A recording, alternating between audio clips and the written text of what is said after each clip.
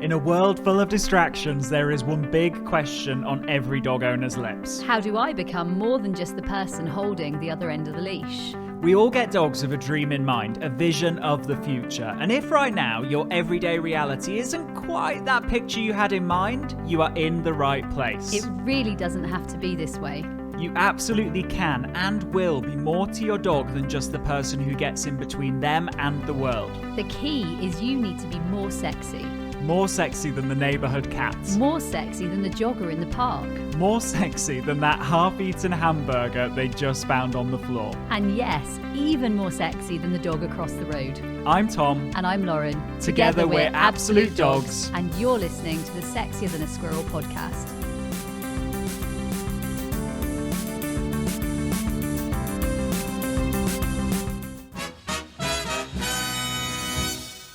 Hello and welcome to this episode of the Sexier Than a Squirrel podcast, the podcast that teaches you how to conquer the squirrel, how to beat the squirrel for the last time ever and him no longer embarrass you. And this episode is all about it.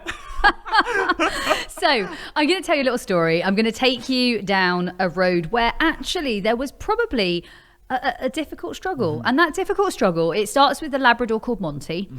And Monty, who was owned or is owned by a very, very, very lovely lady, he was struggling on coming back. So actually his recall had effectively been poisoned. Mm-hmm. Now don't think for a minute that his super owner, Linda, is a bad person. She is not. She's an amazing lady. She's a super top lady. Isn't she an amazing owner? Like she's absolutely a brilliant owner, and yet she came to a struggle point. She came to a bit of a sort of a dead end really, and didn't know what to do about this recall because Monty wouldn't just go. He would go a long way and he would not turn back. He would go. Yeah, and the interesting thing is she'd kind of reached a roadblock whereby she was implementing, conventional reward-based training of saying his name and trying to give him a treat, saying his name, trying to give him a treat. And it was almost like the more she did that, the more poisoned and conflict-based that became. And he was going, and he wasn't just going, he was bolting and leaving and then off hunting,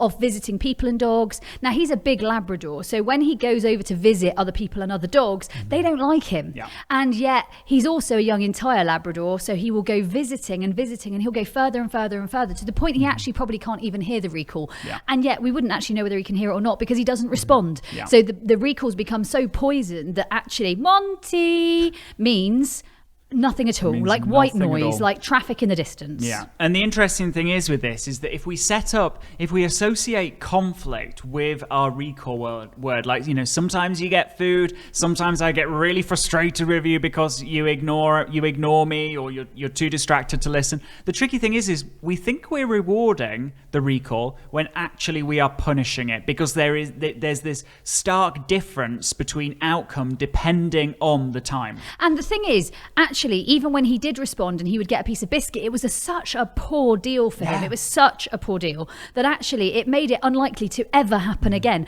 I remember being, for those of you that don't know, I was a school teacher before I was a dog trainer, and actually a great person in my life, he said to me, you've got to catch them, he was a mentor, you've got to catch them doing something right. So the thing was, we caught Monty doing something right. Linda caught him doing something right, and that was he turned his head and he came back to her. She gave him the piece of biscuit. He never came back again. He was like, we are done. Yeah. This experience was dire. This was awful. And so that cue became more and more poisoned and more, I suppose, it just didn't work. So what we wanted to do is we wanted to devote an episode of the podcast to the solution and the strategy that we implemented in resolving that and transforming that situation, right? So Monty basically had learnt that cue meant absolutely zero. In fact, worse than zero, it was actually actively leave and leg it in the other direction. So what we started to think was, actually, we need to ditch that cue. We need to get rid of that cue. We need to stop using that cue. Let's no longer have the recall word Monty. And in fact, let's maybe change it completely. Now, Monty being a gun dog by his breed, and actually kind of thinking down the sort of whistle route, it sounded like a good plan for him. And I started to implement, we got a whistle, certain pitch, pitch, certain tone, and we started to use a pip, pip, pip whistle idea in our heads. We talked it through, we chatted it through with the owner. Tom and I chatted it through exactly how we were going to train it, came up with a training plan before we ever introduced Monty to it. So Monty did not know about the whistle until we had come up with the solutions and the strategies and the ways that we were going to train it. And we absolutely wanted to have that plan nailed before we ever retaught him, because we didn't want this new whistle to also go down the poison cue route, right? Absolutely. And so what we did is we started effectively the search of not all whistles are made the same. Move on. And so, you know, we started this process of identifying actually what would be an appropriate whistle. And there are so many out there, and it was like so overwhelming. And eventually we settled on what was the perfect whistle. Now, with him, I also knew that we needed to distinguish against other things that he'd been taught. And he had been taught other things in the past, and many, many desperate attempts to teach him a recall. So we wanted something unique to him. And that was going to be the pip, pip, pip whistle. So not only was it a very unique and individual whistle, it's also the pip, pip, pip in terms of how it's going to be used. So it's not to be used in any other way, not to be used as a long duration whistle. It is literally a pip, pip, pip, nothing else. And the cool thing is that then we started to, this always is exciting when you're kind of building something from scratch. We started to rebuild this recall behavior. Now, if you think about what a recall is, it's asking your dog, or it should be, I think this is the key, it should be asking your dog to come from an area of low value to an area of high value, to come from being away from you, which should be a poor deal, to being with you, which should be a great deal. So a great recall actually has to be built on a foundation of them thinking that proximity is a cool thing. We also want it to be super reliable. We want it to be reflex. So when it's reflex, it's not like, oh, I might come. It's like, bang, I'm there. Yeah. And what I love and what I know that you're going to be able to get and see and understand is that actually no longer does Monty even really make a choice now. It's so reflex. Yeah. Like now it's reflex because it's moved on. Yeah, and the cool thing is it's always a good outcome, because we've never given him the opportunity to set up that conflict where we're fighting the environment. Instead, it's just been great outcome after great outcome. And that's the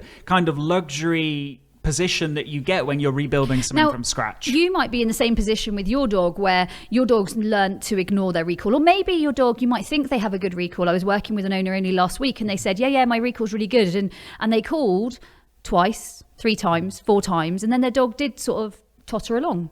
And I said, so do you think that could be changed or any better at all? And they were like, yeah, it probably could have come the second time or maybe sooner. The first, how about maybe. the first? So yeah, absolutely, we don't want to be judgy about this. The big thing is that we know that recall could be like wham, bam, here I am. Like that's what we're looking for.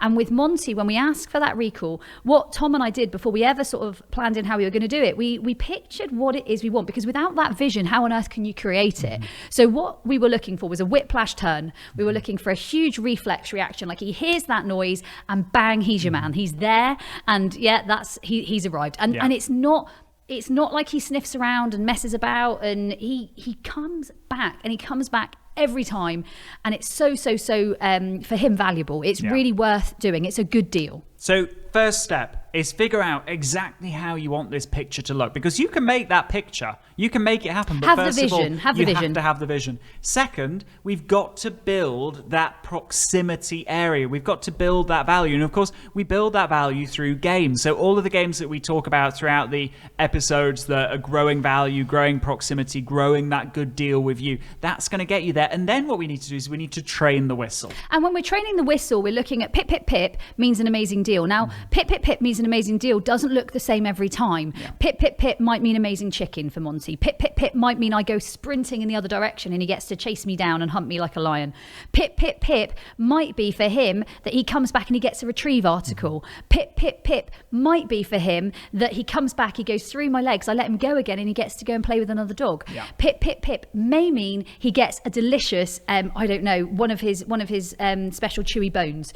It can be absolutely anything appropriate appropriate, and don't make it the same thing every time. We know that variable schedules of reinforcement are way more reinforcing for dogs to work with. And actually, the way we do it and the way we vary it for a dog like Monty is very important, because I do think that part of the trouble with where his recall behavior had got to is it was way too predictable and it was always a bad deal. Yeah. And actually, it wasn't a good choice for him. Yeah, absolutely. Now, you're probably thinking, you know what, I'd love to rebuild this recall. I'd love to recreate it. I'd love to start from scratch. What a gift that would be to myself and to my dog. And you're probably thinking, you know, where do I start? I know I want to do it, but now I've got to kind of shop around for a whistle. Let us tell you, let's take care of you. We have kissed many whistles before we found our prince, and so